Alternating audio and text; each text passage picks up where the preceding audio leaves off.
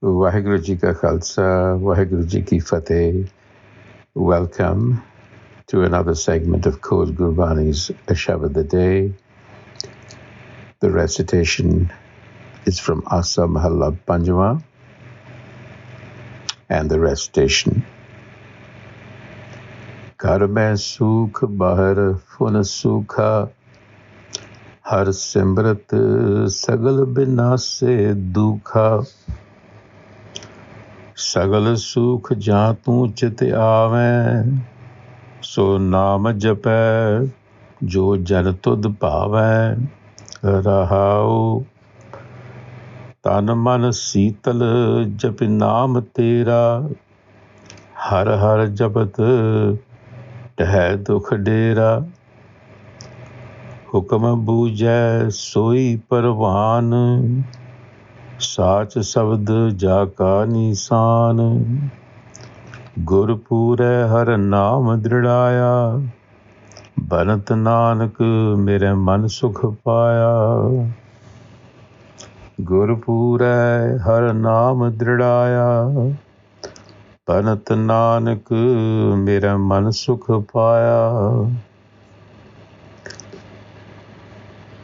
Sagal Sukh Jan Tu Chit Ave, So Naam Japੈ Jo Jan Tud Pavੈ.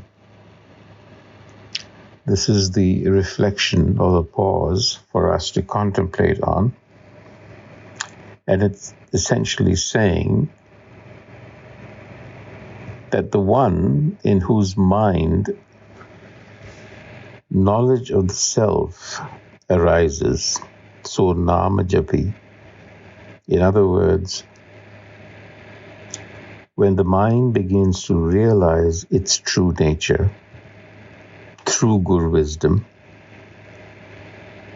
that state of mind is acceptable, it's pleasant. Jo Janatud Jotud Pavẹ. In that mind, where the self is realized, all happiness and all well-being is present, ensues.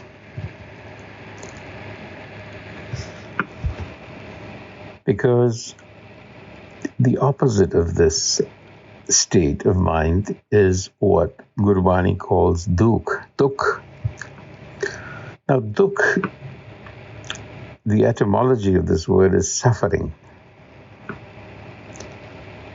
So suffering implies, the multitudes of pain, anxieties, unhappiness that results from a variety of sources, such as disease, age, misfortune.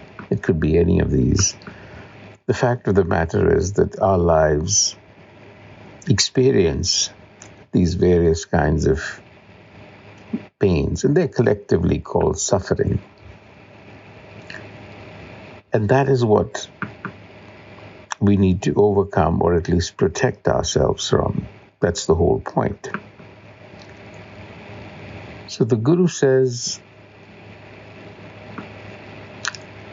Ghar Mah Sukh Bahar Phun Sukha, Har Simrat Sagal Binase Dukha. So how do I get rid of dukh, the suffering?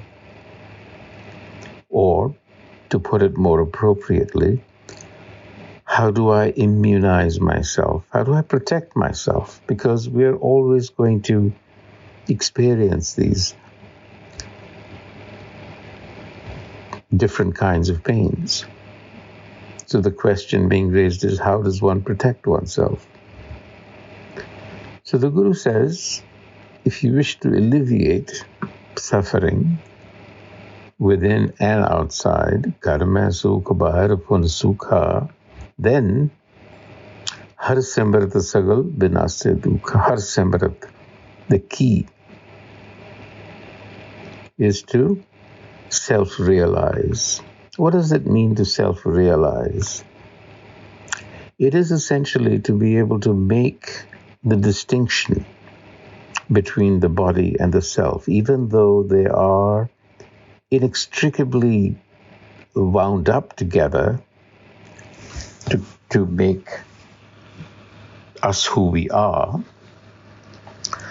The point being made here is that in order to overcome or to become immune to dukh, existential suffering, we need to realize the self. That is to say, we need to be able to make a distinction between the body and the self, the life essence. Why so? Because the belief is that all suffering, all of this pain that we experience is rooted in matter. That is to say, the body. Because suffering implies degeneration. Matter degenerates.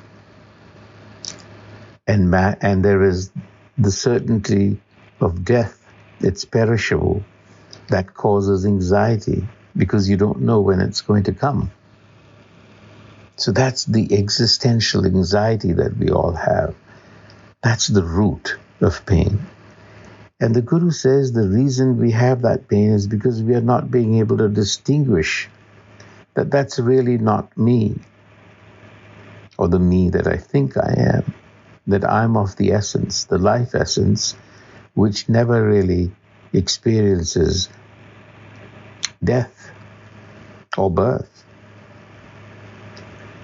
So it's a way to protect yourself from the suffering of the body. And that comes through this discriminating intellect, to be able to discriminate between the two. That comes to us from Guru wisdom. So when you have Guru wisdom, then the Guru says, Tan man seetal japi naam tera har har japat tahe dukh dera. The walls of suffering will come crumbling down when the self is perceived and realized. Then the body and the mind, they conjoin into a tranquil harmony.